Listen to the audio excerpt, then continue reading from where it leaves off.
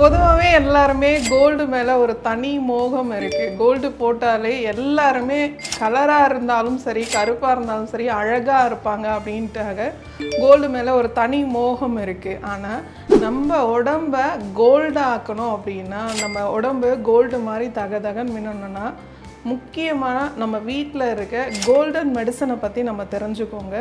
வேறு எதுவுமே இல்லை, மஞ்சள். ஸோ மஞ்சள் இல்லாத சித்தா மெடிசனே இல்லை. எல்லா மெடிசன்ஸ்லுமே கண்டிப்பாக மஞ்சள் யூஸ் பண்ணுறோம்.